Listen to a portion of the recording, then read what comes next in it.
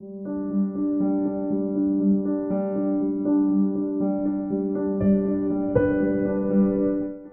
दोस्तों, study IQ में आप सभी का स्वागत है। मेरा नाम है डॉक्टर महिपाल राठौड़ और आज हमारे साथ मौजूद हैं 1999 बैच के आईएएस ऑफिसर श्री सोनमोनी बोरा, जो छत्तीसगढ़ कैडर में तैनात हैं। Sonmoni sir, welcome to study IQ.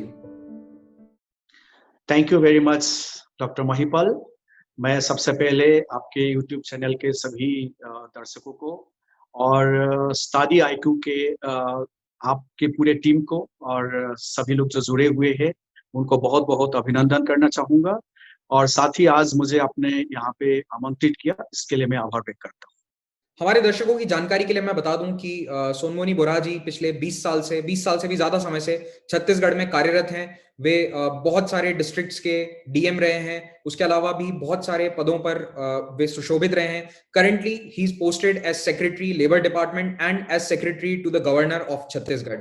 लेकिन इनका जो करियर है उसमें ऐसे कई माइलस्टोन्स आए हैं, कई इस तरह के इन्होंने इनिशिएटिव्स लिए हैं जिसके लिए इन्हें राष्ट्रपति, प्रधानमंत्री और अन्य कई संगठनों द्वारा सम्मानित किया गया है। सोनमुनी जी एक टेडेक्स स्पीकर भी हैं, मोटिवेशनल स्पीकर भी हैं। आप यूट्यूब पर इनके कई टेड टॉक्स देख सकते हैं। तो आज हम इनसे बात करेंगे गवर्नेंस रिलेटेड इश्यूज के बारे में, एक आईएएस अधिकारी के सामने जो समस्याएं आती हैं, जो चैलेंजेस आते हैं उनके बारे में, और इनके 20 साल के करियर में जो इन्होंने उपलब्धियां हासिल करी है उससे संबंधित कुछ बातें मैं इनसे आज करना चाहूंगा। तो सर, मेरा पहला सवाल तो आपसे ये है कि आप थोड़ा सा अपने बारे में हमारे दर्शकों को बताएं कि आपका एजुकेशन कहां पर हुआ, कैसा रहा और आप सिविल सर्विसेज की तरफ कैसे आए। जी धन्यवाद। मैं मूल रूप से उत्तर पूर्व भारत के असम प्रांत से, वही मेरा जन्म हुआ है, वही मेरा जन्मभूमि है। मैं असम से हूँ, परंतु मेरा कर्म भूमि जो है वर्तमान छत्तीसगढ़ है। मैं अविभाजित मध्य प्रदेश जो राज्य है वो मेरा आवंटित हुआ था, लेकिन जब मध्य प्रदेश से छत्तीसगढ़ का गठन हुआ उसके पश्चात मेरा फिर से पुनरावंतित जो है छत्तीसगढ़ राज्य के लिए हुआ। तब से लेके मैं 2001 से यहीं पे अभी कार्यरत हूँ। और जैसे मैंने कहा कि मैं असम से हूँ, तो मेरे शुरुआती जो पढ़ाई है वो असम में ही गुवाहाटी में हुआ है। और उसके पश्चात मैंने दिल्ली यूनिवर्सिटी से बीए किया है और एमए मैंने जवाहरलाल नेहरू यूनिवर्सिटी जेएनयू दिल्ली से पॉलिटिकल साइंस में पॉलिटिकल स्टडीज में किया है। ओके सर, आपने अपनी पढ़ाई करने के बाद, आईएएस सर्विस ज्वाइन करने के बाद में न्यूयॉर्क की सायराक्यूज यूनिवर्सिटी से मास्टर्स इन पब्लिक एडमिनिस्ट्रेशन भी किया है। तो इतने साल के गैप के बाद आपको कभी ये नहीं लगा कि पढ़ाई छोड़ दी है, it will be difficult to do a masters course, specially in a very prestigious university where you will have to give your best? How did you plan about the masters and कैसा रहा आपका experience? या महिपाल, मुझे लगता है कि हर व्यक्ति जो है जीवन में लगातार जो है जीवन संघर्ष का है या अपना जो काम है, जिम्मेदारी है, उसको निभाते आते हैं। तो एक पढ़ाई जो है एक बहुत वेलकम ब्रेक होता है, स्पेशली हम लोग जैसे सिविल सर्वेंट के लिए। और इतने साल बाद मुझे पढ़ाई का जो एक दोबारा अवसर मिला, ये जरूर बात है, मेरे बच्चे भी पढ़ाई कर रहे हैं और मैं भी पढ़ाई कर रहा था, तो ये एक बड़ा चैलेंजिंग, क्योंकि उम्र के हिसाब से भी ये था। लेकिन मुझे लगता है पढ़ने का जो ललक है वो खत्म कभी नहीं होता। ये जरूर है कि हम जो अलग किस्म के पढ़ाई अब करना पड़ता है, क्योंकि जो जहाँ पे जिस काम में आप है, जिस जिम्मेदारी पे आप है, उससे रिलेटेड बहुत सारे कुछ आपको पढ़ना पड़ता है। लेकिन इस समय मैं ये कहना चाहूंगा कि यूपीएससी क्यों हम देते हैं या किसी न किसी आजीविका में हम क्यों अपने को जोड़ना चाहते हैं। इसका कारण है कि हमारे जो बेसिक नीड है, जो मैस्लो के जो थ्योरी है हायरार्की ऑफ नीड्स, तो उसी को ही हम देख ले कि सबसे पहले मनुष्य का जो है बेसिक नीड्स का जो है सबसे पहला प्राथमिकता होती है। बेसिक नीड्स जब पूरा हो जाता है तब ऑफकोर्स साइकोलॉजिकल नीड्स की पूरा करने के लिए वो कोशिश करते हैं। एज ए सिविल सर्वेंट मुझे लगा कि हमारी जो हायरार्की के सबसे ऊपर है वो सेल्फ एक्चुअलाइजेशन, क्योंकि आप अंतिम में एक ऐसा आप अपने को सेल्फ एक्चुअलाइज करना चाहते हैं जिसमें आपका कुछ ऐसा करके जिसको और थोड़ा सा जस्टिफाई करना चाहते हैं। तो इसके लिए जरूरी था कि मैं पढ़ाई के लिए एक ब्रेक लूं। और वो भी इसीलिए हमने, क्योंकि भारत सरकार का ये प्रोग्राम भी है, वो स्पॉन्सर भी करते हैं। और विदेश से पढ़ने का एक जो होता है ना कि आप एक कंपेयर कर सकते हैं कि इंडिया में पढ़ना और वहां पढ़ना, तो एक एक ललक मुझ में शुरू से ही रहा है। और ये जब मौका मुझे मिला तो मैंने ये सोचा कि ये जरूर सेल्फ एक्चुअलाइजेशन के ही लिए एक अवसर है। और जो मेरा काम है, जो मैं आगे करते रहूंगा, इन काम में भी ये जो पढ़ाई है ये जरूर कहीं ना कहीं प्रत्यक्ष रूप से, परोक्ष रूप से मुझे प्रोत्साहित भी करेंगे। और एक नए सिरे से लीडरशिप की जो बात हम करते हैं, या जो कलेक्टिव लीडरशिप की जो बात करते हैं, या जो मिली-जुली जो काम करने की बात करते हैं, समन्वय की बात करते हैं, कहीं ना कहीं ये जो पढ़ाई है, जो 20 साल या 25 साल पहले मैंने जो पढ़ा था, आज 20 साल बाद, 25 साल बाद में भी जो है अध्ययन में क्या परिवर्तन आए हैं, क्या न्यू न्यू थ्योरीज आए हैं, क्या टूल्स आए हैं। क्योंकि वो जो अध्यापक है उनके साथ इंटरेक्शन करना, या जो दूसरे जो स्टूडेंट्स है जो अलग अलग एज प्रोफाइल के हैं, और मैं जिस प्रोग्राम में गया था उसमें दूसरे देश के सिविल सर्वेंट्स भी थे, तो एक इंटरेक्शन करने का मौका मिलता है। और ये कहीं ना कहीं खुद को समृद्ध करने के साथ साथ आपका जो काम है, कार्य दक्षता है, वहां पे भी कहीं ना कहीं जो है एक प्रत्यक्ष परोक्ष रूप से बड़ा प्रभाव डालता है। और मुझे लगता है ये एक बहुत बड़ा मेरी मोटिवेशन था कि मैं इतने साल बाद एक आई थिंक वेलकम ब्रेक लेके मैं पढ़ाई के लिए गया, और बहुत अच्छे से वहाँ पढ़ाई करके वापस लौटा। Sir which year was this जब आपने न्यूयॉर्क में पढ़ाई करी थी मास्टर्स की? मैं लास्ट ईयर ही लौटा हूँ, लास्ट ईयर अगस्त में लौटा हूँ, लगभग 1 साल हुआ है अभी पढ़ाई करने के बाद लौटने। ओके। मेरा अगला सवाल आपसे महात्मा गांधी नरेगा स्कीम से रिलेटेड है। एमजी नरेगा को कई बार पॉलिटिसाइज किया जाता है, क्रिटिसाइज किया जाता है कि it is not a very useful scheme, ground level पे it is not making that big an impact. On the other hand there are people who are very much proactive for the benefits of MG NREGA. Now my question to you is, what did you do in the Narega scheme that you got awarded by the Prime Minister twice for its implementation? या जो मनरेगा महात्मा गांधी जी के नाम से जो एक rural employment guarantee जो act लाया गया, और उसके बाद उसका मूल मूल जो भाव था, ऑब्जेक्टिव था, ये था कि ग्रामीण क्षेत्र में रोजगार जो है उपलब्ध कराना।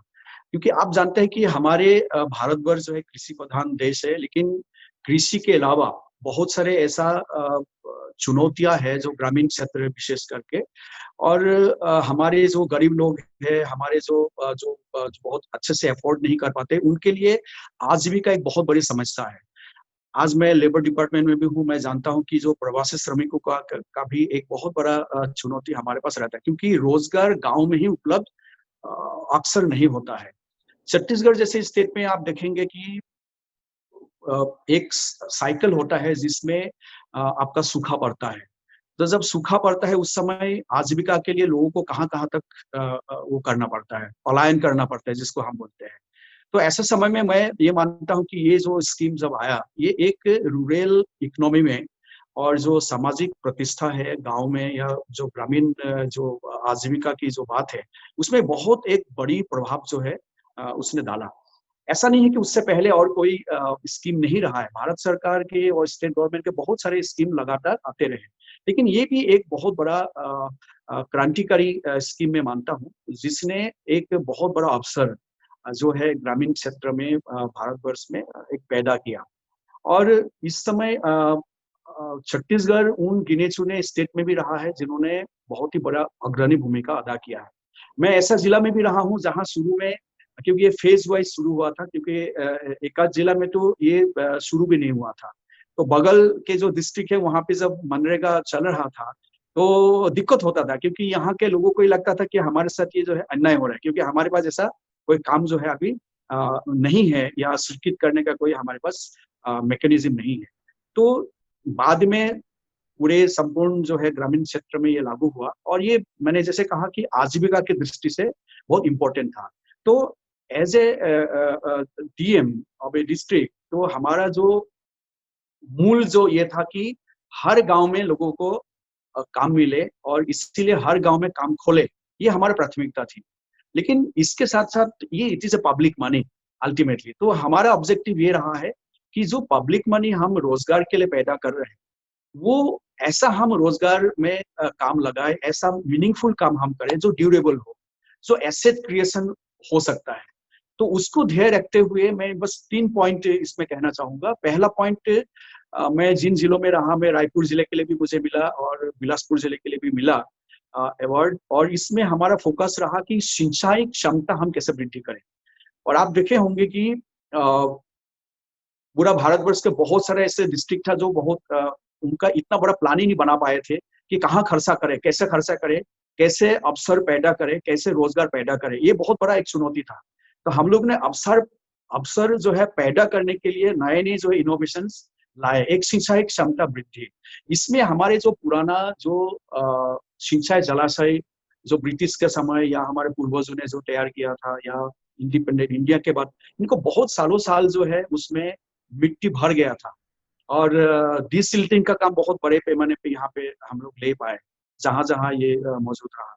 ऐसे ही जो लाइनिंग का काम है, हमारे जो नहर है, आप देखे होंगे मोस्टली जो है वो मिट्टी का बना हुआ था या कहीं कहीं थोड़ा सा, लेकिन कंक्रीट वाला हम नहीं बना पाते थे, जिस कारण से पानी का अपव्यय भी होता था, पर्कुलेशन हो जाता था, इवापोरेशन हो जाता था, and is a huge loss. तो इसको भरपाई के लिए हम लोग ने लाइनिंग का काम बहुत बड़ी मात्रा में लिया, और गांव गांव में दबरी खोदना। और हमारे तो छत्तीसगढ़ विशेष करके ये तालाबों का संस्कृति है। यहाँ पे आप ऐसे ऐसे गांव हैं जहाँ 200-200 तालाबे हैं। तो ये तालाबों का एक संस्कृति हमारे यहाँ ऑलरेडी था। हमारे पूर्वजों ने बखूबी ये समझते थे कि हमारे यहाँ बूंद बूंद पानी का संचय करने का जो है एक संस्कृति पहले से रहा है, तो हमने उसको बढ़ावा दिया। तो ये एक तो जल संवर्धन का काम और सिंचाई क्षमता वृद्धि का काम, ये काम हमने इससे किया। तीसरा, आप देखे होंगे कि छत्तीसगढ़ एक तरफ से देखा जाए 43% हमारा जो है वन आच्छादित ये राज्य है, और यदि रेवेन्यू फॉरेस्ट को भी हम ले ले ऑलमोस्ट 50% हो जाता है। लेकिन क्या ये हमारी जिम्मेदारी नहीं है कि इसको सस्टेन करें, क्योंकि अनेक कारणों से डिफॉरेस्टेशन भी हो रहा है, डिग्रेडेशन भी हो रहा है, इंडस्ट्रीज भी आ रहे हैं, तो कहीं ना कहीं हमें उसको बैलेंस करने की आवश्यकता थी। तो मनरेगा में हमने यही कोशिश किया कि सतत रूप से वृक्षारोपण के काम सड़क के किनारे हो, या हर गांव में हमने कोशिश किया कि हर गांव में एक जो है उनका गांव के जंगल होना चाहिए। क्योंकि हमने बचपन में बहुत सुनते थे कि एक गांव से दूसरे गांव संध्या काल में जाते वक्त बहुत डरते थे क्योंकि वहां जानवर होते थे। आज ऐसा गांव बहुत कम देखने को मिलता है जहां पे उन्होंने, लेकिन ये इसको पुनर्जीवित करने की आवश्यकता थी। तो इस प्रकार के हम लोगों ने एक कम्युनिटी फॉरेस्ट का प्रोग्राम भी हमने लाया, और बहुत सारे हमारे जो कमर्शियल जो ट्रीज है जिसको हम पैदा कर सकते हैं, अनायास कर सकते हैं, जो लकड़ी के रूप में यूज करने वाले जो फॉरेस्ट है उसको हम पैदा कर, तो एक अलग से हमने प्लान बना के इसमें बहुत बढ़िया ढंग से जो है यहाँ काम करने का हम लोगों ने कोशिश किया। थर्ड पॉइंट जो मैं बोलना चाहूंगा संक्षेप में, दैट इज कॉन्वर्जेंस। हमारे इतने सारे डिपार्टमेंट है, सभी में किसी ना किसी स्कीम है, पर many time there is a critical gap, क्योंकि आपका जो उस प्रोग्राम या उस स्कीम का जो डिजाइन है वो सर्टेन लेवल तक आपको जाने का मौका देते हैं, लेकिन जब हम एक से अधिक स्कीम को मिला के यदि हम उसको एक नया स्वरूप में लेते हैं तो उससे बहुत बेहतरीन जो है हम रिजल्ट दे सकते हैं। और मनरेगा से हम लोगों ने कन्वर्जेंस में बहुत जोर दिया, स्पेशली में जहाँ रहा, और उसमें हमने बहुत इनोवेटिव वे में बहुत सारे ड्यूरेबल एसेट क्रिएट किया है हम लोगों ने, और उससे बहुत सारे काम ऐसे हमारे हो पाए जो कुछ हिस्सा मनरेगा से आया, कुछ हिस्सा किसी सेंट्रल गवर्नमेंट के दूसरे स्कीम से आया, थर्ड कंपोनेंट कहीं स्टेट गवर्नमेंट से आया, या कहीं कहीं जो है पब्लिक पार्टिसिपेशन को भी हम लोग ने लिया, या कहीं पे CSR के मद भी हमने यूज किया। तो एक कॉन्वर्जेंस के रूप में हम लोगों ने ये काम को किया। मुझे लगता है बाकी तो रूटीन में बहुत काम हर जिले में होता ही है, लेकिन कुछ इनोवेटिव वे में और एक ड्यूरेबल एसेट क्रिएशन के रूप में और एक विजन के साथ जो काम किया, उसी के कारण जो है लगातार 2 बार जो है हमारे जिला अव्वल रहा, और भारत सरकार ने इसके लिए जो है मुझे और मेरे टीम को और मेरे जिले को जो है सम्मानित किया। सर, मेरा अगला सवाल आपसे सेंसस से रिलेटेड है। सेंसस 2021 कुछ ही समय में उसका कार्य शुरू होने वाला है, लेकिन अभी कोविड-19 चल रहा है। तो कोविड-19 पैंडेमिक में अगर हम देखें कि vaccine is at least 5 to 6 months away at least, तो आपको क्या लगता है कि 2021 सेंसस का काम इससे कैसे इफेक्ट होगा? ये क्वेश्चन मैं आपसे स्पेसिफिकली पूछ रहा हूं क्योंकि 2011 का जो सेंसस था उस समय आपको सेंसस वर्क के लिए राष्ट्रपति द्वारा सिल्वर मेडल से सम्मानित किया गया था। तो इस पर आप कुछ इनसाइट्स हमें प्रोवाइड कराएं। बहुत ही बढ़िया सवाल है, लेकिन मैं ये कहना चाहूंगा कि अभी एक्चुअली कोविड कोरोना वायरस के कारण जो विषम परिस्थितियां उत्पन्न हुई है, और अभी भी बहुत चीजें जो है क्लियर नहीं है, स्पष्ट नहीं है। और I may not be the competent person to answer your question, but जो मुझे समझ है इस विषय पे कि आई थिंक अप्रैल मई में नेक्स्ट ईयर इसका फेज 1 शुरू होने का था। परंतु ये डिपेंड करेगा कि तब तक एक्चुअली परिस्थिति कैसे निर्मित होता है, क्योंकि आप जानते हैं कि भारतवर्ष में जो सेंसस के जो काम हम लोग करते हैं, ये आई थिंक पूरे विश्व में ही जो है एक बहुत बड़ी एक्सरसाइज है। और इसमें इतने सारे लोग एक जिले में या एक स्टेट में या पूरे भारतवर्ष में, आप देखिए कितने सारे लोगों का एक टीम वर्क है, वो टीम बनता है, उनका ट्रेनिंग होता है, ट्रेनिंग के बाद मटेरियल हम तैयार करते हैं, देन घर घर जाके सर्वेक्षण करना पड़ता है। इसे ह्यूज इंटरेक्शन, ऐसा भी इंटरेक्शन नहीं है कि आप ऑनलाइन उसको कर सकते हैं, क्योंकि इसमें जाके फिजिकली वो वेरिफिकेशन होगा, देन आप एक एक प्रश्न का उसका जवाब लेंगे, तो that means it's a lot of human interaction है। और इस समय जब सोशल डिस्टेंसिंग की बात कर रहे हैं, मास्क वेयरिंग की बात कर रहे हैं, तो उस समय तक क्या सिचुएशन बनता है उसके ऊपर डिपेंड करेगा। तो मुझे लगता है कि यदि सिचुएशन इसी तरह का ही रहता है और बहुत तो शायद ये थोड़ा सा डिफर हो सकता है। परंतु जहां तक मुझे जानकारी है, इसका तैयारी जो है अभी फेज 1 की जो है अप्रैल में नेक्स्ट ईयर के लिए है। लेकिन मैंने जैसे बताया, क्योंकि इसमें ह्यूमन इंटरफेस बहुत है और टीम घर घर जाकर सर्वेक्षण करना है, तो कोविड को ध्यान में रखते हुए जो है आगामी डिसीजन जो भी होगा भारत सरकार लेंगे, ऐसा मैं मानता हूँ। सर, आप पिछले 20 साल से छत्तीसगढ़ में काम कर रहे हैं, तो आई एम श्योर आपने left wing extremism affected areas में भी काम किया होगा। आपको क्या लगता है कि as a bureaucrat civil servants का इस लेफ्ट विंग एक्सट्रीमिज्म से निपटने में कितना रोल हो सकता है, या फिर किस तरह से वो पॉजिटिव अफेक्ट डाल सकते हैं अपने लेवल पर अगेंस्ट नक्सलिज्म? सी मतलब ये जो इसको जिस रूप में भी आप देखिए, वेदर एक चैलेंज के रूप में देखिए, समस्या के रूप में देखिए, बट मैं एज ए सिविल सर्वेंट ये मानूंगा कि जिले में बहुत सारे जो आपका चुनौतियां होते हैं, प्रॉब्लम्स होते हैं, there is something called wicked problem भी बोलते हैं, कि जो ऐसा लगता है कि इसका कोई सोल्यूशन नहीं है। तो ये तो it's nothing unusual, nothing new. पर मुझे लगता है बहुत सारे सिचुएशंस या बहुत सारे समस्याएं जो है मैन मेड भी होता है, तो उसका सोल्यूशन भी जो है इट इज पॉसिबल। और एज अ सिविल सर्वेंट मैं हमेशा ये मानता हूँ कि आप किस अप्रोच से काम करते हैं, उसके ऊपर उसका रिजल्ट डिपेंड करते हैं। एंड मैं इस ओपिनियन का पक्षधर हूँ कि हम जो है सॉल्यूशन जो प्रक्रिया है उसका ही एक पार्टिसिपेंट बनना चाहिए, ना कि मतलब जो एक रिएक्शनरी जो हम काम करते हैं, many times we react, so respond हम करना भूल जाते हैं। और मुझे लगता है जो नक्सल समस्या जो है, it is more about responding to the challenge. और इसको चैलेंज ही मैं कहूंगा, क्योंकि ऐसा कोई मैं नहीं समझता कि ऐसा कोई समस्या है जिसका कभी सोल्यूशन नहीं हो सकता है। दूसरी इसमें जो पहलू मैंने जो समझा है कि कहीं ना कहीं लोकलाइज्ड वे में कहीं ना कहीं एक जो भरोसा के कहीं ना कहीं जो होता है कि एडमिनिस्ट्रेशन के साथ, वहाँ के लोगों के साथ, या कहीं कहीं ना कहीं भरोसा का कहीं ना कहीं एक ब्रेकअप हुआ है, और वो भरोसा को कायम करना बहुत आवश्यकता है। और स्पेशली उनका जो बहुत सारे जो मुद्दा है, उस मुद्दा को भी एक एक करके आप यदि पिन पॉइंट करते हैं, तो उसका सोल्यूशन निकल के आते हैं। और मैं ये हमेशा मानता हूँ कि bullet for bullet is not the solution. और शायद ये सरकार का भी यही पॉलिसी है, इसीलिए आपने देखा होगा कि आज नक्सल समस्या से जूझे हुए जो क्षेत्र है उसमें विकास को ले जाने का भरसक जो है प्रयास हुआ है, भागीरथ प्रयास हुआ है। और आज चाहे वो कनेक्टिविटी की बात हो, या जो मार्केट लिंकेज की बात हो, या जो हेल्थ सर्विसेज की बात हो, एजुकेशन की बात हो, हर जो क्षेत्र में जो है बेहतरीन काम, स्पेशली हमारे जो यंग ऑफिसर्स आए हैं, इन्होंने बहुत बेहतरीन काम किया है। लेकिन मुझे लगता है कि अल्टीमेटली हमें भरोसा कायम करना होगा, और इसीलिए मैं इसको उस एक ऐसा समस्या के रूप में नहीं देखता। मैं समझता हूँ कि ये लोकलाइज्ड वे में कहीं ना कहीं, जैसे दंतेवाड़ा में जो इशू होगा, सुकमा में बहुत सारे सिमिलरिटी भी रहेगा, लेकिन लोकलाइज भी इश्यूज रहेगा, बिकॉज कुछ प्रेसिडेंस है, कुछ दृष्टांत है जिस कारण से उनमें एक वो होता है। लेकिन विकास के साथ साथ हम उनका भरोसा जैसे जैसे जीतते जाएंगे, जैसे जैसे हमारे अप्रोच पॉजिटिव वे में वहां तक पहुंचेंगे, तो आई थिंक ये समस्या धीरे धीरे जो है इसका अंत भी आएंगे।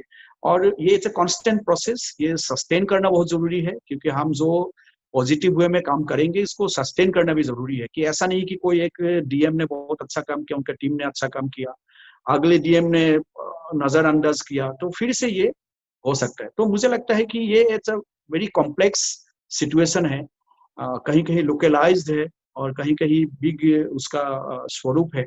लेकिन end of the day I think through development, through dialogue, और वो कॉन्स्टेंटली उनका भरोसा जीतने का जो कदम है, उसी कदम से हम जो है इसको निजात पा सकते हैं। ओके सर, कुछ साल पहले एक पॉलिसी आई थी, it was proposed, it was not implemented, that collectors should not be transferred out. Collector अगर एक जिले में रहता है, डीएम रहता है, तो उसको 2 या 3 साल तक वहां पर रखा जाए। तो इसके बारे में आपका क्या कहना है? मैं एक्चुअली आपको गूगल सर्च कर रहा था आपके बारे में इस इंटरव्यू से पहले, तो आई केम अक्रॉस ए न्यूज आर्टिकल जिसमें लिखा था कि जब आप जांजगीर चंपा से आपका ट्रांसफर हुआ था, तब लोगों ने प्रोटेस्ट किया था कि हमें ये डीएम का ट्रांसफर नहीं चाहिए, दे वांटेड यू देयर। तो आपका इस बारे में क्या कहना है? क्या ऐसी पॉलिसी होनी चाहिए जहां पर लंबे समय तक डिस्ट्रिक्ट कलेक्टर्स को एक ही डिस्ट्रिक्ट में रहने दिया जाए? एक्चुअली इसका स्ट्रेट कोई जवाब नहीं होता, क्योंकि मेनी टाइम्स क्या होता है, जो अधिकारी है उनके पर्सनैलिटी के ऊपर भी बहुत कुछ डिपेंड करता है। और हम लोकतांत्रिक देश है, हमारे यहाँ लोकतंत्र में जो है, जो हमारे पब्लिक रिप्रेजेंटेटिव है वो सर्वस्व है, क्योंकि वो मतदाताओं द्वारा जो है उनको चुना जाता है। तो एक ये हमेशा रहता है कि उनको लगता है कि ये एक बहुत बड़ा हथियार है, ट्रांसफर जो कर सकते हैं। और जो अधिकारी है उनको लगता है कि हमें स्थायित्व के लिए, कुछ अच्छा करने के लिए हमें थोड़ा सा स्थायित्व चाहिए। तो आई थिंक ये हमेशा एक पुल्स एंड प्रेशर्स वाला जो बात रहेगी। आपने देखा होगा कि बहुत भारत सरकार में कुछ पद जो है अब मिनिमम जो है एक ये जो है बंधा गया है, जैसे 2 साल बनाए गए हैं, ताकि वो एक निश्चितता के साथ जो है वो काम कर सकते हैं। वो भी एक वेलकमिंग, क्योंकि देयर आर सर्टेन पोस्ट जिसमें शायद थोड़ा सा उनके टेन्योर के संबंध में एक जो है निश्चयता, जो है सर्टेनिटी होने से उसका बेहतर रिजल्ट हो सकता है। मैं ये मानता हूं कि सघन रूप से कम समय में यदि लगातार ट्रांसफर होता है, ये केवल उस अधिकारी के साथ ही अन्याय नहीं है, या वो अधिकारी के लिए ही केवल दिक्कत वाली बात नहीं है। ये तो मुझे लगता है कि सभी के लिए ही एक्चुअली, क्योंकि ये तो पूरा सिस्टम का हिस्सा है। तो हम जब सभी लोग सिस्टम का हिस्सा है, तो किसी भी एक कड़ी में यदि कम ज्यादा होता है तो उसका रिपरकशंस होता है। तो मुझे लगता है कि एक सर्टेनिटी होने से तो जो आगंतुक अधिकारी है उनको भी मालूम होता है कि क्या एक्सपेक्टेशंस अगले 1 साल या 2 साल में या 3 साल में जो भी उनका टेन्योर है, कि क्या हो सकता है, लोगों के क्या अपेक्षाएं हो सकता है, खुद का क्या अपेक्षा हो सकते हैं। और ये चीजें लाइक ए ब्लूप्रिंट, आप 2 साल का 3 साल का ब्लूप्रिंट बना सकते हैं और आप जो है उसमें काम कर सकते हैं, और देन आपका जो है उसका जो है मूल्यांकन हो सकता है। लेकिन यदि आपको कम समय मिलता है तो शायद ये नहीं हो सकता। लेकिन मैंने जैसे कहा कि ये अगेन पर्सनैलिटी ड्रिवन थिंग होता है, क्योंकि समटाइम्स बहुत सारे पुल्स प्रेशर चलता है, क्योंकि उस जिले का पुल्स प्रेशर्स की क्या मैकेनिज्म है, या अर्जेंसी क्या है, बहुत सारे लॉ एंड ऑर्डर में भी कभी कभी अधिकारी को जल्दी हटाना पड़ जाता है, या जो होता है ना कि कभी कनेक्ट नहीं हो पाते हैं। बहुत ऐसा अधिकारी भी है जो अपने लोगों के साथ कनेक्ट नहीं हो पाते हैं, तो लोग खुद ही चाहते हैं कि उनको ये भी हो जाता है। और कभी कनेक्ट भी हो जाता है तब कोई और लाइक नहीं करता। तो ये एक जो है ये रहेगा। लेकिन you are right, there may be certain post, मैं नहीं कहूंगा कि ये डीएम का ही पोस्ट होना चाहिए या नहीं होना चाहिए, लेकिन शायद कुछ पोस्ट में उनके जिम्मेदारी के हिसाब से कुछ एक सर्टेनिटी होने से तो उसका एक बेहतरीन परिणाम जो है वो दे सकता है। तो इसीलिए यदि डीएम के लिए भी यदि कोई एक फिक्स टेन्योर हो जाता है तो क्योंकि अल्टीमेटली उसको आप उससे पहले भी ट्रांसफर करने का भी एक मैकेनिज्म तो आप रखेंगे, क्योंकि there could be a board, जो बोर्ड डिसाइड कर सकता है कि नहीं इनका इस कारण से जो है इनको ट्रांसफर, लेकिन एटलीस्ट एक मैकेनिज्म बनेगा। ये हुमसिकल नहीं होगा, बट एक यदि टेन्योर, रीजनेबल टेन्योर यदि होता है तो इससे हमेशा फायदा प्रशासन को भी होता है, और जिस तंत्र में हम काम करते हैं पूरे तंत्र को सबको ही ये मजबूती प्रदान करता है। ओके सर, आप छत्तीसगढ़ हाउसिंग बोर्ड के कमिश्नर के पद पर तैनात रहे थे काफी समय तक, तो इसी से रिलेटेड एक क्वेश्चन है। गवर्नमेंट का टारगेट है कि हाउसिंग फॉर ऑल, सभी को घर मिले and everybody should have a permanent roof over their head. लेकिन 2022 का टारगेट है, तो एक बार को मैं मान के चल रहा हूं कि 2022 में तो शायद ये नहीं हो पाएगा, लेकिन क्या आपको लगता है कि आने वाले अगले दशक में यानी कि 2030 तक ये सरकार का सपना पूरा हो सकता है कि भारत सरकार का, कि everybody has roof over their head, housing for all?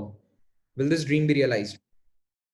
मैं जो मैं समझ गया आपका जिक्र जो है प्रधानमंत्री आवास योजना की तरफ है, क्योंकि 2015 में प्रधानमंत्री आवास योजना का शुभारंभ हुआ है, और उसके तहत जो है जहां तक मुझे याद है लगभग 1 करोड़ आवास बनाने का एक टारगेट लेके चल रहा है। और 2022 तक जो है हमारे एक्चुअली 4041, तो 2011 के सेंसस हम देखे कि जो हमारे जो टाउनशिप है उसमें भी ये लागू करते हुए सभी के लिए घर का एक जो है एक मिशन प्रोजेक्ट जो है प्रारंभ की गई है। देखिए कोई भी काम जो है बिना चुनौती से नहीं होता, ये बहुत चुनौतीपूर्ण है। हम भारतवर्ष की हम बात करें कि हमारे आज के डेट में इट्स ऑलमोस्ट लाइक 400 मिलियन जो लोग जो है आज अर्बन एरिया में ड्वेल करते हैं, लेकिन वही आंकड़े हम आगे बढ़ा ले तो 2050 तक भी हम ले लेते हैं, जैसे आज से लगभग 30 साल बाद, तो ये आंकड़े हो जाएगा 900 मिलियन। आई थिंक 810 से लेके 900 मिलियन तक जो लोग अर्बन एरिया में रहेंगे।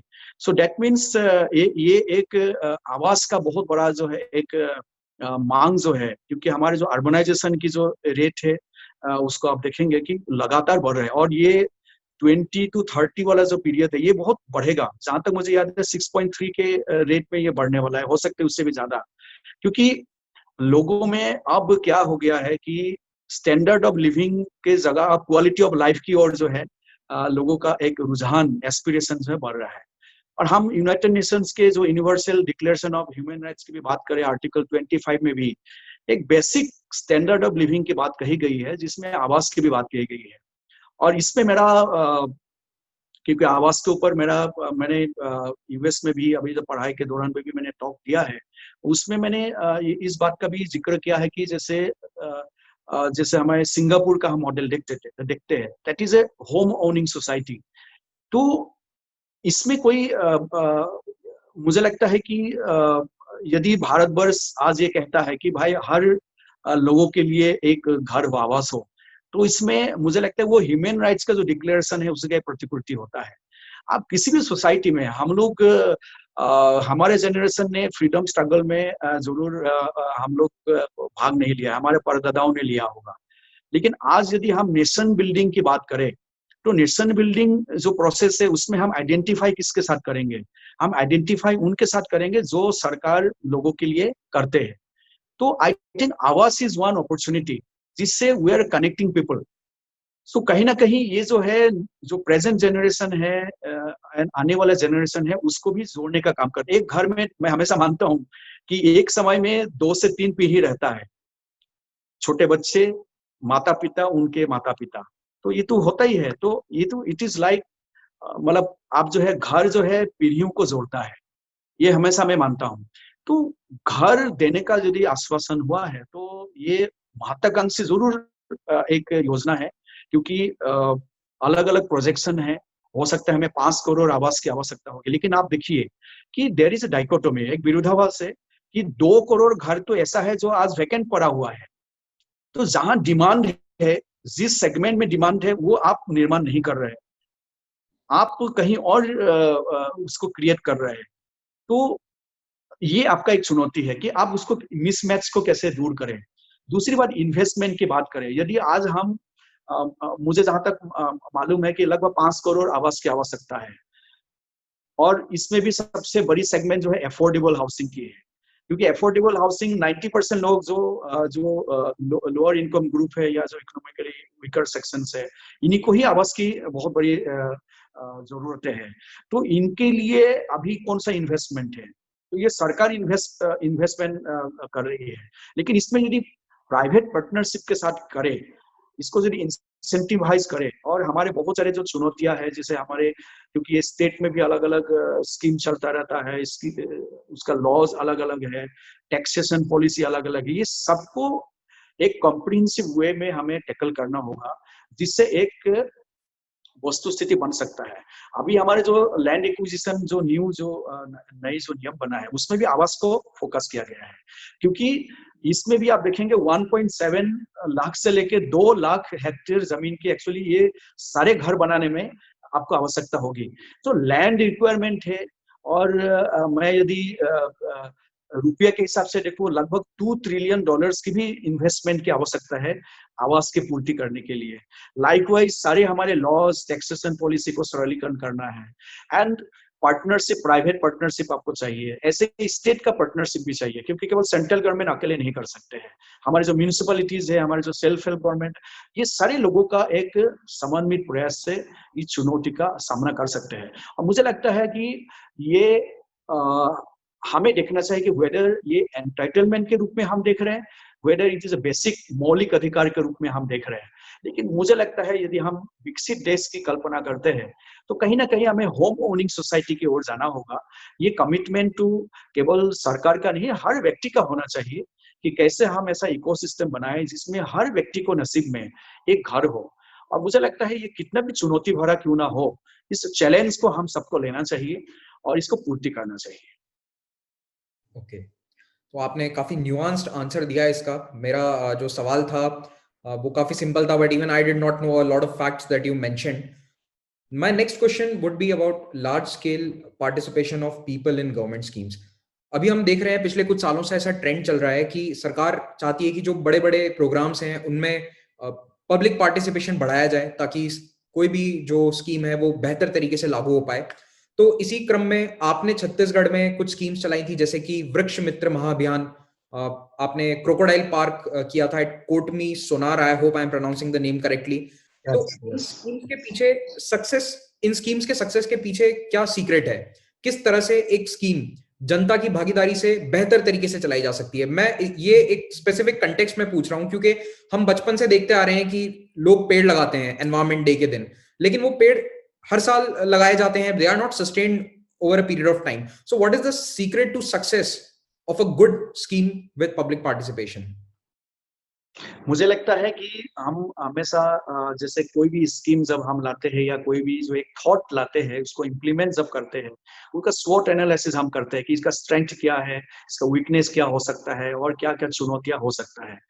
तो कोई भी मुहिम, कोई भी थॉट, कोई भी स्कीम, कोई भी प्रोजेक्ट, जब तक जिनके लिए हम बनाए हैं, यदि उन्हीं को ही उसके बारे में मालूम ना हो, तो जो हम कहते हैं ना कि स्टेक होल्डर का जो पार्टिसिपेशन यदि ना हो, तो उसका सफलता कहीं ना कहीं जो है वो डिरेल हो जाता है, या जो अपेक्षित सफलता है वो हम प्राप्त नहीं कर पाते हैं। तो ये जो आपने जो पद्मी सुनार की जो हमारे क्रोकोडाइल पार्क की बात हो, या जो वृक्ष मित्र महाअभियान की बात हो, मैं और एक इसके साथ जोड़ना चाहूंगा। हमने प्रोबेबली, क्योंकि आप लोगों ने तालाबों का डिसिल्टिंग सुने होंगे, लेकिन हमने बिलासपुर जिले में जन भागीदारी से एक हमने जो है डैम का भी डिसिल्टिंग हम लोग ने किया है।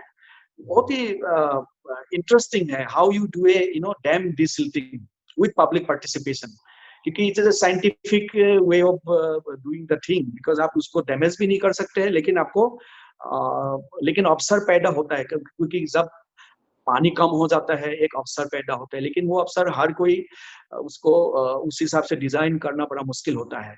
और पब्लिक पार्टिसिपेशन से हम लोगों ने बिलासपुर में एक डैम का हम लोगों ने किया, और हमने जो टेल एंड में जो बसे हुए गांव हैं, उन्हीं गांव को इन्वॉल्व किया। हमने कहा कि पानी यदि बढ़ेगा उसका फायदा किसको मिलेगा? क्योंकि टेल एंड का जो गांव है उनका हमेशा ये शिकायत रहता है कि पानी हमारे तक पहुंचते पहुंचते कम हो जाते हैं या पहुंचते नहीं है, क्योंकि उससे पहले ही जो दूसरे गांव उसका फायदा ले लेते हैं। लेकिन डैम यदि सिल्टिंग इतना बढ़ जाए कि आपका क्षमता कम होते जाए, क्योंकि आप तो जल भराव करते हैं, आप वर्षा के पानी संग्रहण करते हैं, यदि आपका क्षमता कम हो जाए तो उसका सबसे बड़ा नुकसान जो है वो टेल एंड के गांव को ही उठाना पड़ता है। तो ये सब समझाया गया, वो गांव वाले सब आए। वहां पे एक महामाया जी की एक मंदिर भी है, तो हम लोगों ने उनके लिए केवल एक ही व्यवस्था किया, वो भी जन भागीदारी से, तो उनको खाने पीने का व्यवस्था, तो खुद ही फावड़ा ट्रैक्टर सब लेके आए और उनको हम लोग ने जगह दिया। तो वहां पे बहुत बड़ा एक महायज्ञ की तरह लोगों ने जो है, आप जानते हैं छत्तीसगढ़ में 48-50 डिग्री तक जाते हैं, और ऐसे समय में हम लोग ने डिसिल्टिंग का काम किया है। मैं स्वयं किया हूँ, हमारे प्रदेश के तत्कालीन मुख्यमंत्री जी को भी बुलाया गया, सभी को बुलाया गया, और ये एक बड़ा जन आंदोलन के रूप में, महायज्ञ के रूप में, कि माता रानी का दर्शन करे और जो है जन भागीदारी से खोदे। इस प्रकार से वो काम किया गया और वो संभव हो पाया लोगों के भागीदारी से, तो लोगों ने समझा। और उसके बाद जब पानी भरे, अगले साल जब बारिश हुई, बहुत अच्छे से भरे, लबालब हो गया, और वो पानी का फायदा गांव वालों को ही मिला। ऐसे ही जांजगीर में मैं जब था, एक गांव है कोतमीसुना, बहुत बड़ी गांव है, लगभग 10,000 लोगों की आबादी वाला गांव है। कुछ गांव बहुत बड़े बड़े होते हैं, तो वहां पे तालाबों में मगरमच्छ वहां पे है, और जिस कारण से अक्सर जो है पानी लेती या बिस्तारी के लिए जाते वक्त लोगों को बहुत सारे ऐसा द्वंद हुआ, संघात हुआ, जिसमें लगातार जो है उनको नुकसान हुआ, लोगों को नुकसान हुआ। तो इसको एक लेकिन ये भी था कि जब पॉलिटिशियन एक दो बार आए, उन्होंने कुछ कुछ घोषणा किया, लेकिन उसका इम्प्लीमेंटेशन नहीं हुआ। तो हम लोगों ने एक बार ठान लिया कि चलो हम जन भागीदारी से कुछ शुरू करें। तो तत्कालीन जो डीएफओ है, हम लोग मिलकर एक प्लानिंग किया। तो मुझे याद है रोमुलस वाइटेकर का एक क्रोकोडाइल पार्क है चेन्नई में। देन मैंने थोड़ा इधर उधर गूगल से भी देखा, देन अपने एक अंदाज में हमने 100 एकड़ का एक तालाब जो है मूढ़ा तालाब, एक छोटा तालाब था, उसको 100 एकड़ तक बढ़ाने के लिए खोदना शुरू किया। हम लोग का ये था कि हम सारे मगरमच्छ को वहां से लाके इकट्ठा करके एक तालाब में रख देते हैं, और उस एरिया को जो है मगरमच्छ अभयारण्य के रूप में उसको डिक्लेयर करें। तो वो पूरा जमीन को मैंने, क्योंकि रेवेन्यू था, तो उसको लेते हुए फॉरेस्ट को हमने ट्रांसफर किया कि इसको अभयारण्य बनाया जाए। वहां के जो युवा है उनको ट्रेनिंग के लिए हम लोग ने उड़ीसा भेजा, ताकि क्रोकोडाइल कैसे पकड़ते हैं, और रेस्क्यू के लिए एक अलग से तालाब चिन्हित किया। इस प्रकार से सबको लाके उसको किया गया। और ये जब हर तरफ मालूम हो गया, स्वयं मुख्यमंत्री जी को इच्छा प्रकट हुई कि इसको देखना है कि क्या काम हुआ है वहां पे, स्वयं देखने आए। उन्होंने घोषणा किया कि इसको आगे के काम जो है आप सरकार करेगी। और आज वो इतना बड़ी टूरिस्ट अट्रैक्शन है छत्तीसगढ़ की, और पूरा सेंट्रल इंडिया की एकमात्र क्रोकोडाइल पार्क है, जहाँ पे लोग जाते हैं, पिकनिक मनाने जाते हैं, देखने जाते हैं। और मेरा कल्पना ये था कि सेकेंड फेज में वो एक एजुकेशन सेंटर के रूप में भी विकसित हो। वहाँ पे इंटरप्रिटेशन सेंटर है, बहुत अच्छे से उसका विकसित हुआ है। और वृक्षारोपण, वृक्षारोपण आपने जैसे बताया, बिल्कुल सही बात है। हर साल हम वृक्षारोपण करते हैं, लेकिन उसके बाद क्या होता है, तो इसको भी हम लोग ने रिपीटेड, इसके लिए भी हमने थोड़ा इनोवेशंस की या हम लोग ने कहा कि वृक्षारोपण केवल रूटीन में ना किया जाए। और मैंने जैसे कहा कि community forest, let us create some community forest जो एक्चुअली लोगों के लिए भी हो। मैं बिलासपुर जिले में था, मुझे मालूम है आम्रकुंज का बहुत बड़ा एक, जो आमराई हम बोलते हैं, इसका बहुत बड़ा परंपरा रही है। तो हमने कहा कि इसको पुनर्जीवित किया जाए, तो हमने रखा नाम मैंगो कॉरिडोर। तो हमने ऐसा ऐसा जगह चिन्हित किया जहाँ पे मैंगोज के ट्री जो है लगाया गया, अंतर्वर्ती फसल लगाया गया, ताकि लोगों का, सेल्फ हेल्प ग्रुप का, लोगों का जो है एक मन बने रहे। और अक्सर ये होता है कि हम वृक्षारोपण के समय बड़े लोगों को बुलाते हैं और उद्घाटन करते हैं, उसके बाद पता नहीं लगता क्या होता है। हमने उसको उल्टा किया, हमने सबसे पहले शुरुआत किया, और एक एक साल में जब बड़े हुए पौधे, सपोज एक जगह 10,000 पौधे आप लगा रहे हैं, तो 10,000 के 9,900, जैसे आपका 90 हो गया, 100 पौधे रह गया है, उसको लगाने के लिए हम आयोजन करते थे, ताकि लोग, तब तक ऑलरेडी बड़ा हो चुका था। और ये एक सस्टेन भी हमने किया। ऐसा बहुत जगह है जहाँ पे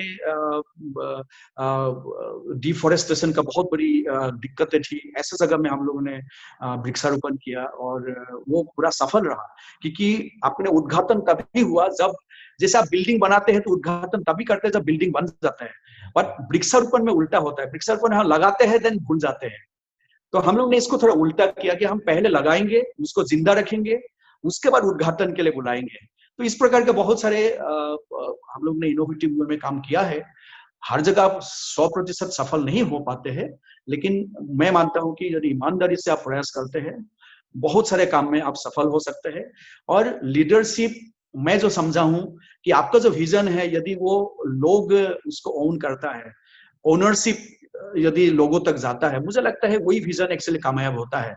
और ये हमारे लिए चुनौती है, सारे सिविल सर्वेंट के लिए चुनौती है कि हमारा विजन कैसे लोग उसको अपनाएं, और इसके लिए बहुत मेहनत करने की आवश्यकता होता है। और मैंने इस तरह का जो जो इनोवेटिव वे में हम लोगों ने काम किया है, मुझे लगता है कहीं ना कहीं लोगों का भागीदारी के कारण ही ये सफल हो पाया है।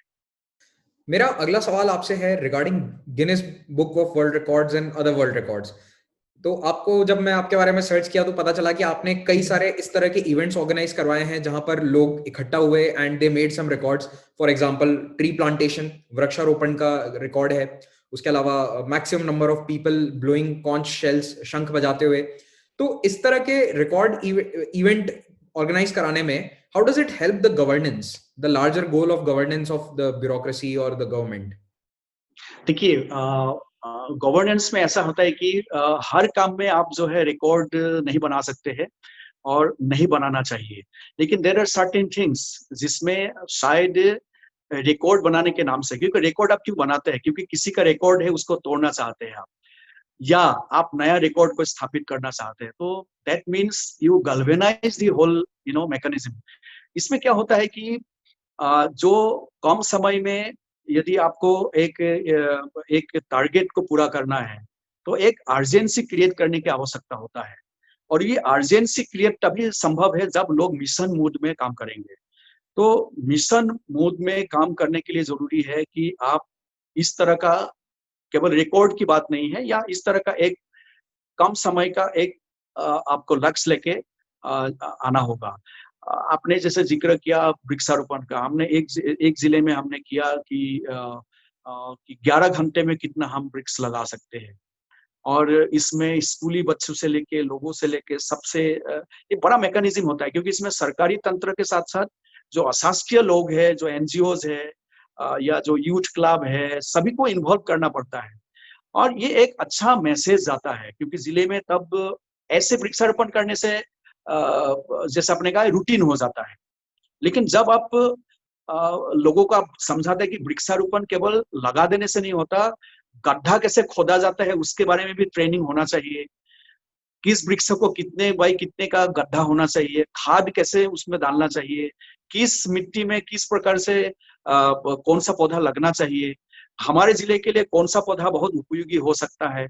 तो ये जो एक तरह तरह की बात की चर्चा होना शुरू होता है, और मैं जब मैकेनिज्म बनाता हूँ ये सारी बातों को हम ध्यान में रखें। मैं जानता हूँ बहुत लोग पेड़ लगाना नहीं आता, और उसके बाद वो मर जाता है, क्योंकि ये एक बड़ा साइंटिफिक वे में वृक्षारोपण कर सकते हैं हम लोग।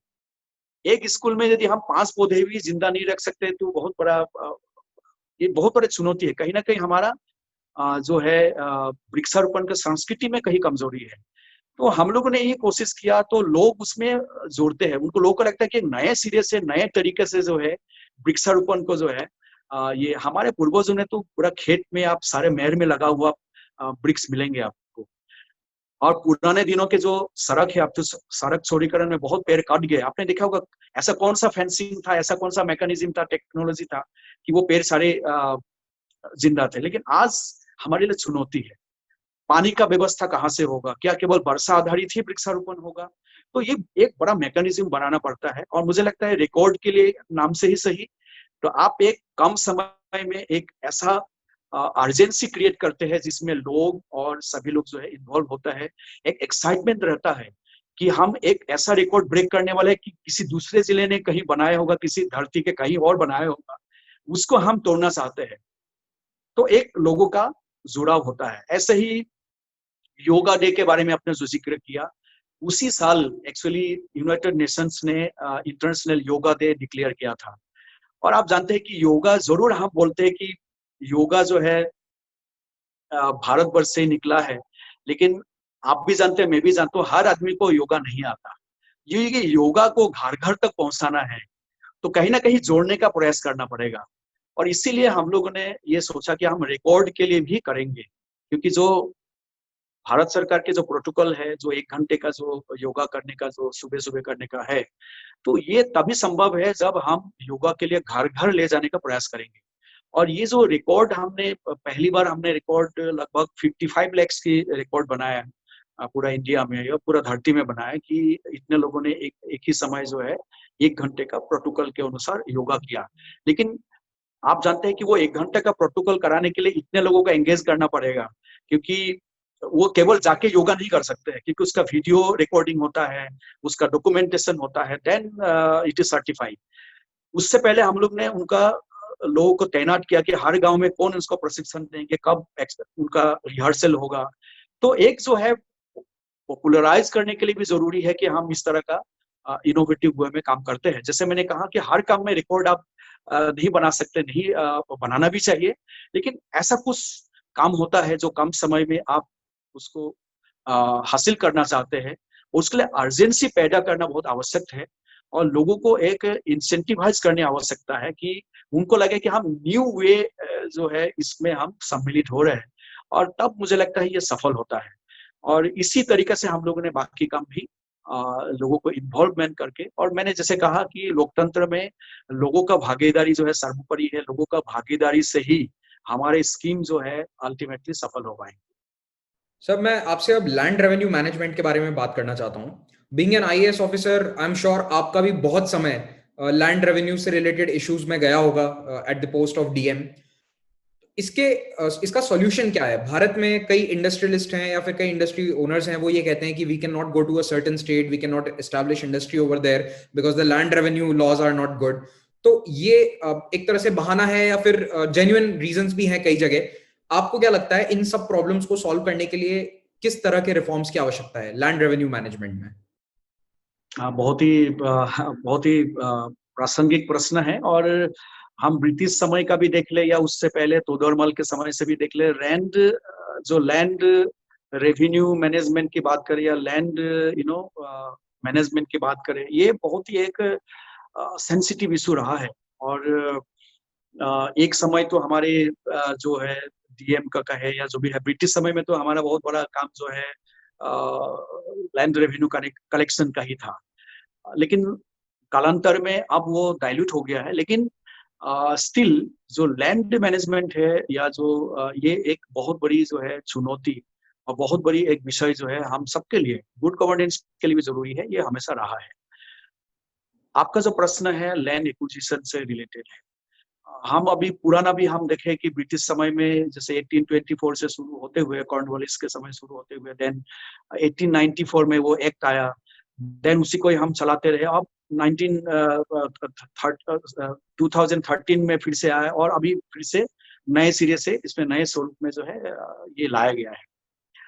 कहने का तात्पर्य ये है कि ये ऑफ कोर्स, लेकिन अभी जो प्रेजेंट जो सिनारियो है इसमें उसका दायरा और बढ़ाया गया है। जो पब्लिक गुड के लिए जो आप लैंड एक्विजिशन जो करते हैं उसका दायरा भी बढ़ाया गया है। मैंने जैसे पहले भी जिक्र किया था, अभी आवास के लिए बड़े प्रोजेक्ट के लिए भी आप जो काम करते हैं या रूरल इंफ्रास्ट्रक्चर के लिए काम करते हैं, तो ये इस तरह का जो बड़े बड़े सेगमेंट्स है या डिफेंस के लिए जो करते हैं, इनको भी लैंड एक्विजिशन में आप जो है आपका पब्लिक गुड में माना गया है।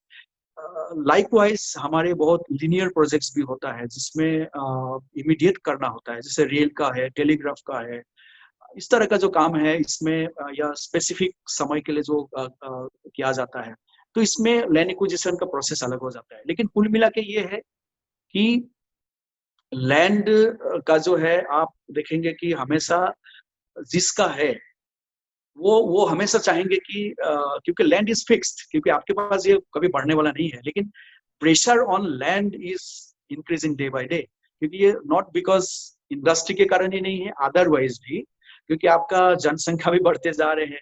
आप अपने घर में देख ले कितनी बार म्यूटेशन होता है, क्योंकि बच्चे होता है, देन फिर से टुकड़ा होता है, फिर से टुकड़ा होता है। तो कहीं ना कहीं जो है एग्रीकल्चर या जो दूसरे जो हमारे जो काम है उस कारण से भी, और सिटीज में भी बहुत प्रेशर है। तो ये प्रेशर रहेगा ही, और लैंड इसीलिए जो है अल्टीमेटली लिमिटेड है, इसका कोई सप्लाई नहीं है। ये जरूर है कि हमारे बहुत ऐसा लैंड भी पड़ा हुआ है जो परत भूमि टाइप का पड़ा हुआ है, उसको भी अच्छे से मैनेज करने की आवश्यकता है। लेकिन इंडस्ट्री वही आएगा जहां उनको रॉ मटेरियल बाकी सारे चीजें जो है सुविधा उपलब्ध हो।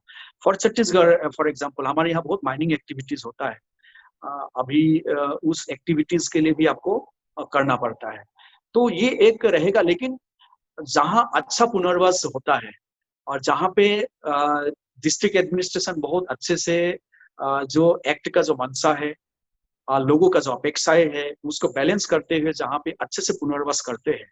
क्योंकि हम एक्विजिशन में ज्यादा ध्यान अक्सर देते हैं, लेकिन पुनर्वास में भी जो है इक्वल इंपॉर्टेंस देने की आवश्यकता है। और एक्ट में ये सारे प्रावधान होता है।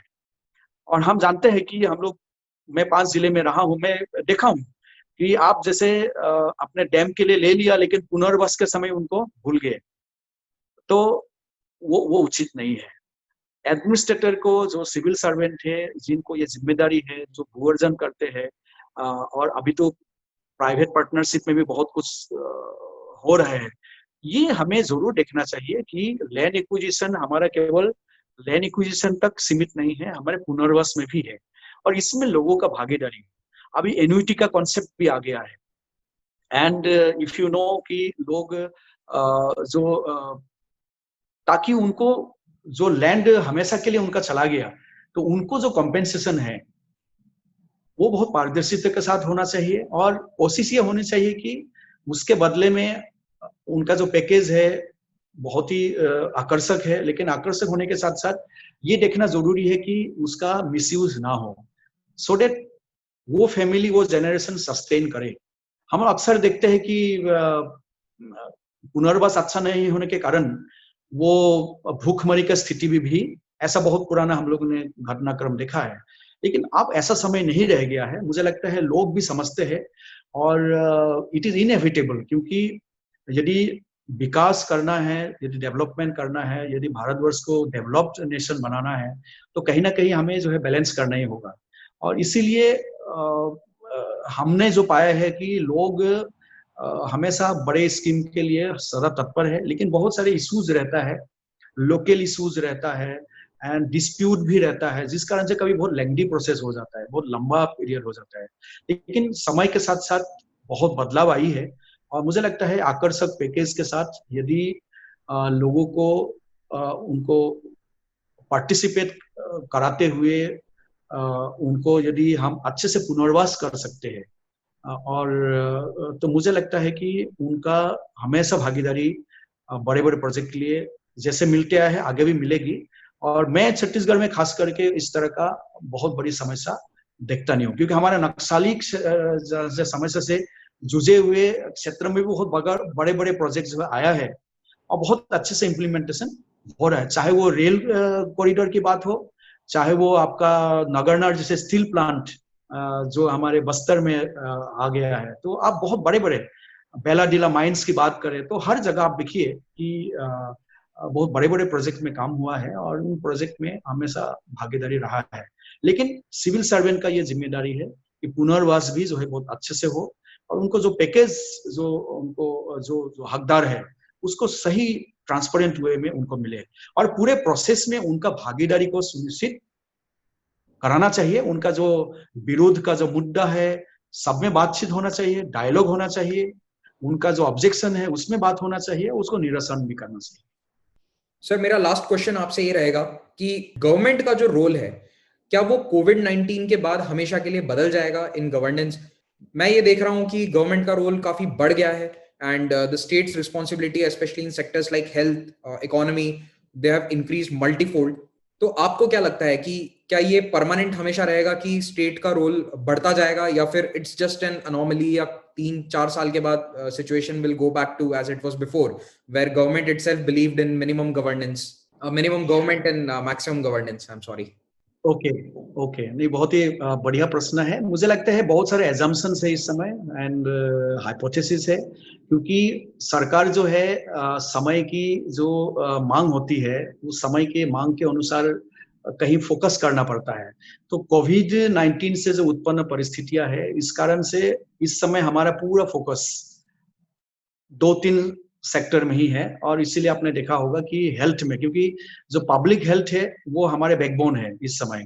और ये बहुत अच्छी बात है कि हमारा पब्लिक हेल्थ का एक मैकेनिज्म इंडिया में जो अच्छे से बना रहा, जिस कारण से आज कोविड से मुकाबला बहुत अच्छे से बखूबी जो है वो कर पाए हैं। क्योंकि आज प्राइवेट की जो पार्टिसिपेशन है वो तो बहुत लिमिटेड है। और लेकिन हमारे जो रीच है, जो पब्लिक हेल्थ के जो रीच है, हर गांव में है और हर क्षेत्र में है, इसीलिए आज जो बहुत एक अच्छे से इस काम को कर सकते हैं। लेकिन मुझे लगता है कि कोविड जैसे ये जो हमारी चुनौतियां है, कि एक तरफ हम मंगल तक पहुंच रहे हैं और एक तरफ जो है वैक्सीन बनाने में हमें बहुत टाइम लग रहा है। तो कहीं ना कहीं ये एक बड़ा रीथिंकिंग जो है, री इंजीनियरिंग होंगे, क्योंकि जो ग्लोबलाइजेशन की हम बात करते हैं, जिन विषय की बात करते हैं, इसमें लोकल इश्यूज भी बहुत बड़ा रोल प्ले करेगा। क्योंकि इंडिया ने जो स्ट्रेटेजी एडॉप्ट किया होगा, किसी और देश ने कुछ और स्ट्रेटेजी एडॉप्ट किया होगा, पब्लिक हेल्थ का जो इश्यूज है तो उसमें भी एक फोकस मिलेगी। तो कहीं ना कहीं हमारे जो पब्लिक हेल्थ जो सिस्टम है, इसको और स्ट्रेंथन होगा इससे। दूसरा जो मैं देखता हूं कि दैट इज डिजिटल प्लेटफॉर्म के काफी यूज बढ़ा है। और ये हम लोग ने देखा है कि मतलब घर से जो काम करने का भी एक अवसर इस समय पैदा हुई है। और बहुत सारे काम कहीं रुका नहीं है, काम बिल्कुल नहीं रुका है। सरकार बिल्कुल अच्छे से जो उनका प्रायोरिटी के काम है पूरा, चाहे वो सेंट्रल गवर्नमेंट की बात हो, स्टेट गवर्नमेंट की बात हो, अन्य हर प्रकार के काम, उसमें हमने देखा है कि डिजिटल प्लेटफॉर्म की बहुत अच्छे से यूज हुआ है। और इसमें सोसाइटीज आर कमिंग टुगेदर, काफी नजदीक और आगे है। सोशल डिस्टेंसिंग की बात हम जरूर कर रहे हैं, लेकिन सारे सोसाइटीज नजदीक आ रहे हैं और सबको रीडिफाइन हो रहा है। अभी आप देखिए, सिनेमा हॉल में जाके फिल्म देखने की जो एक बात थी, अब जो दूसरे जो माध्यम है उसका बढ़ गया है। ऐसे ही ऑफिस के वर्किंग आवर्स का भी जो डेफिनेशन है वो भी बदल रहा है। और आप जैसे पहले हम सुनते थे कि प्राइवेट उसमें होता था कि आप जॉब वाज डिफाइंड, देन आपकी मर्जी, आप घर में करें, उधर करें, उधर करें। तो असाइनमेंट बेस्ड या टास्क बेस्ड जो काम है, ये सरकार में भी इससे बढ़ेगी। ये मैं मानता हूं कि आपको वो फ्लेक्सिबिलिटी कहीं ना कहीं मिलेगी। लेकिन सरकार is all about public dealings, तो हम हर चीज डिजिटल नहीं कर सकते, क्योंकि आदमी जब आमने सामने बैठ के काम नहीं करते हैं तो मेनी टाइम्स जो है वो लोगों के भरोसा के लिए भी जरूरी है कि बहुत सारे ऐसा टास्क या काम रहेगा जिसमें एक फिजिकल प्रेजेंस की भी आवश्यकता होगी। तो हम वर्चुअल ऑफिस इमीडिएट नहीं कर सकते हैं, लेकिन बहुत सारे हमारे सिस्टम जो है इससे स्ट्रेंथन होगा। और आपने देखा होगा कि इस दौरान लोगों ने भी ऑनलाइन जो जो सिटीजन टू बिजनेस या सिटीजन टू गवर्नमेंट वाली जो एक जो प्रोसेस है, ये स्ट्रेंथन हुआ है। क्योंकि लोगों ने भी, हमारे जैसे बच्चों का हम देख ले कि ऑनलाइन क्लासेस की जो बात करते हैं, अब देखिए हर बच्चे को मालूम है कि हाउ टू अपलोड या how to connect on online classes, उसको कैसे करना है। तो ये सारी चीजें जो है एक बड़ा एडुकेटिव भी रहा है, right from the students to government employee, officers, और गवर्नमेंट के लिए भी, पब्लिक ने भी उसी हिसाब से इसको सिटीजन टू बिजनेस वाले प्रोसेस में भी, बिजनेस टू सिटीजन प्रोसेस, क्योंकि ऑनलाइन बहुत खरीदी हो रही है, आप टेक अवे हो गया है, घर में पहुंच रहा है, अब ये सब भी काम करने लगे हैं। तो बहुत चीजें you have come to understand और रियलाइज कि बहुत सारे ऐसा चीजें हैं जो एक्चुअली हम ऑनलाइन या डिजिटल प्लेटफॉर्म का उपयोग करते हुए कम समय में हम कर सकते हैं। तो ये सरकार में भी एक री इंजीनियरिंग होंगे, काफी टास्क बेस्ड काम में भी होंगे। ऐसे ही सिटीजन्स को भी एक बहुत बड़ा एजुकेशन इससे मिली है, मुझे लगता है गवर्नेंस के दृष्टि से जो जो डिजिटल डिवाइड है वो थोड़ा सा कम हो जाएंगे। और इंटरेक्शन काफी बड़ी है, ये कम नहीं हुआ है, इस दौरान इंटरेक्शन बहुत बड़ी है। आज आप देखिए, मोबाइल के थ्रू हो, एसएमएस के थ्रू हो, सोशल मीडिया के थ्रू हो, यूट्यूब के थ्रू हो, आपका हर जो प्लेटफॉर्म है ट्विटर के माध्यम से हो, आज इंटरेक्शन लोगों का बहुत बढ़ी है। तो ये मुझे लगता है बहुत खत्म नहीं होने वाला है, ये बढ़ने वाला है। तो कहीं ना कहीं हमारा सरकार में भी जो गुड गवर्नेंस का जो हमारा मैकेनिज्म है, इसमें ये एक री इंजीनियरिंग बढ़ेंगे, प्रोसेस में बढ़ेंगे, टास्क में बढ़ेंगे। ऐसे ही सिटीजन्स को भी जो सुविधाएं, बेनिफिट जो लेना है, बिजनेस से लेना है या सरकार से लेना है, उसमें भी उनको एक एक बहुत बड़ा एक्सपीरियंस और एक्सपेरिमेंट दोनों ही अभी हुआ है। और थर्ड, बच्चों के लिए आप देखिए, बच्चों के लिए सबसे बड़ी, ये अलग बात है रूरल एरिया में कितने लोग इससे उपकृत हुआ है, वो अलग एक विषय है। लेकिन ये सही बात है, जो हायर स्टडीज में, हायर एजुकेशन में हम ऑनलाइन क्लासेस की बात करते थे या करस्पॉन्डेंस कोर्स की बात करते थे, आप छोटे छोटे बच्चे आप उसमें उस प्लेटफॉर्म में काम कर रहे हैं, तो उनका कॉन्फिडेंस आप देखिए। तो ये एक कहीं ना कहीं एक डिजिटल गुड गवर्नेंस की ओर हम लोग आगे बढ़ रहे हैं। और मुझे लगता है इससे हमारे जो काम है, दैनंदिनी जो काम है, गुड गवर्नेंस की जो मैकेनिज्म है, दोनों साइड से it is not a one way traffic, क्योंकि सरकार की तरफ से भी और इंटरमीडिएट जो हमारे बिजनेस है, कॉरपोरेशन है, एनजीओज है, उनके लिए भी और सिटीजन्स के लिए भी ये एक बहुत बड़ा एक्सपेरिमेंट है, बहुत बड़ा एक्सपीरियंस है। तो कहीं ना कहीं जो है ये गुड गवर्नेंस में एक डिजिटल प्लेटफॉर्म और इंटरफेस का जो गैप है, उसको कहीं ना कहीं अभी बहुत पूरा करेंगे, इसमें बहुत अच्छा होगा। और पब्लिक हेल्थ में मुझे लगता है बहुत जबरदस्त काम जो है आने वाला समय के लिए भी होंगे। हमारे इंफ्रास्ट्रक्चर काफी बेहतर हो रहा है और बेहतर होंगे ऐसा मैं मानता हूँ। एजुकेशन में भी बहुत बेहतरीन काम जो है पोस्ट कोविड में देखता हूँ। तो इस देखा जाए गुड गवर्नेंस में, जो आप मिनिमम गवर्नेंस की बात कर रहे हैं, तो मिनिमम गवर्नेंस में स्टिल जो है एजुकेशन और हेल्थ, ये भारतवर्ष जैसे इतना बड़े देश में जो है इसको इमीडिएटली रातों रात जो है आप किसी के हवाला नहीं कर सकते हैं। इसमें सरकार की जो है बहुत अहम भूमिका रहेगी। और कोविड जैसे ऐसा सिचुएशन में दिखा दिया है कि आज यदि पब्लिक हेल्थ हमारे नहीं रहते तो यहाँ पे क्या सिचुएशन होता।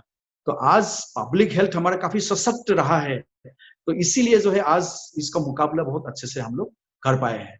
तो मुझे लगता है कहीं ना कहीं ये जो गुड गवर्नेंस से जुड़े हुए जितना विषय है, इसमें रीथॉट होगा, रिविजिट होंगे, री इंजीनियरिंग होंगे, और जो अच्छाई है उसको लेते हुए जो है एक न्यू मैकेनिज्म ग्लोबली भी मैं देखता हूँ, नेशनली मैं देखता हूँ और स्टेट में भी मैं देखता हूँ कि ये लोकलाइज से लेके ग्लोबल लेवल पे इन बातों को जो है ध्यान में रखा जाएगा। The way we trade, the way we govern, the way we are governed, तो सारे मैकेनिज्म कहीं ना कहीं जो है रिविजिट होगा और री इंजीनियरिंग होगा। But that is for better, that is for better. और मुझे लगता है जो डिजिटल डिवाइड है ये कम हो जाएगा। So with that, we come to an end of this session today, and thank you very much for taking out the time for us. हमारे प्लेटफॉर्म पर आने के लिए बहुत बहुत धन्यवाद, और आप जो लोग देख रहे हैं इसे, उनको भी thank you so much for watching this. Have a great day. Thank you so much Mahipal, and मैं स्टडी IQ के पूरे टीम को, आप लोगों को बहुत बहुत बधाई और शुभकामनाएं देता हूँ। ऐसे ही जो है आप लोग उपयोगी जो विषयों पर जो है स्टूडेंट के साथ साथ सभी लोगों को जागरूकता करते रहे और उनको गाइड करते रहे। धन्यवाद।